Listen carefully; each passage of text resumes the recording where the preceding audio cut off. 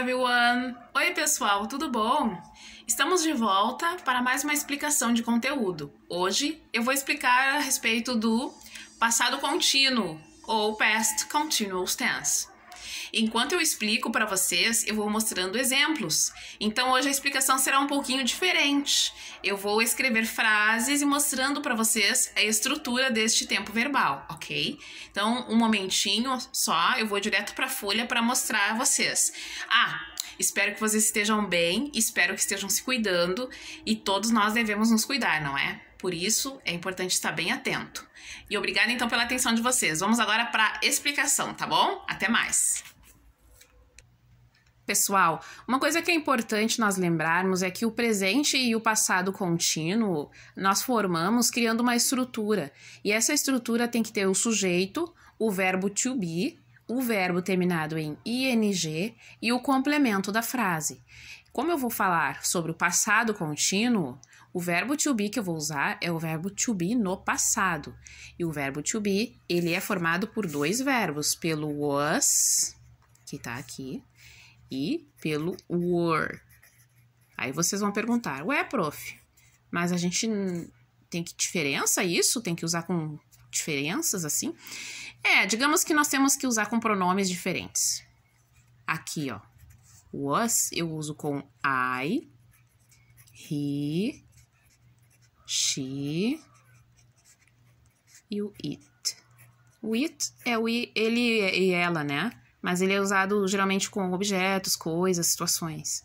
Então, eu, ele, ela. I, he, she, it. E com eles nós usamos o was. Sora, o que é was? Significa ser e estar, só que no passado, pessoal. Eu era, I was. Ele estava, he was. Assim. A mesma coisa vale para o were. Were nós usamos com esses pronomes aqui, ó. You, we,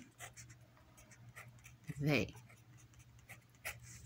Ó. O que significa were? A mesma coisa. É o verbo to be no passado. É o ser e estar no passado. Então, você estava ou você era, nós estávamos, eles estavam. Dessa forma, tá bom? Mas vamos então aos exemplos. O primeiro exemplo que eu tenho para vocês é a frase ele estava lendo o jornal. Então, eu vou escrever a frase aqui. Ele estava lendo o jornal. Vejam só a minha oração aqui, ó. He was reading the newspaper. Ele estava lendo o jornal.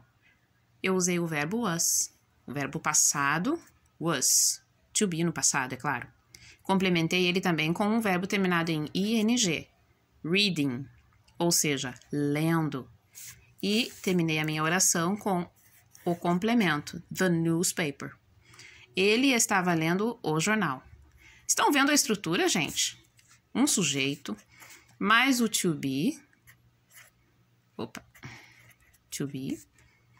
mais um verbo terminado em ing e mais um complemento.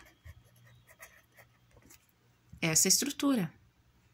Ô, Sora, me dá um exemplo então com o verbo were. Sim, vamos lá. Verbo were. A frase que vou usar é eles estavam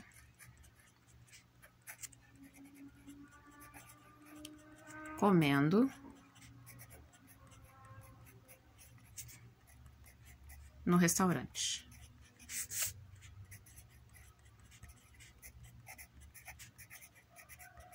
Olha só, gente, como fica. Eles estavam comendo no restaurante. They were eating in the restaurant. Eu usei o verbo were porque é ele que nós utilizamos com o pronome they. Vejam ali em cima, ó. Por isso eu usei aqui. E a estrutura é a mesma. Um sujeito, o passado do to be, um verbo terminado em ing e o complemento da oração. Eles estavam comendo num restaurante. Essa forma de escrever as orações explicando a estrutura, eu acredito que seja mais simples para vocês poderem aprender a formular também as frases que vocês vão aprendendo, vão recebendo ao longo das aulas. Por isso que fiz desta forma. Até porque quando tiver algum tipo de exercício que tenha que escrever as frases, né, usando a estrutura do passado contínuo, vocês podem usar essa estrutura que eu expliquei agora para vocês. Espero que vocês tenham aproveitado. I hope you have enjoyed. See you next class. Vejo vocês na próxima aula. Um grande abraço. Tchau, tchau.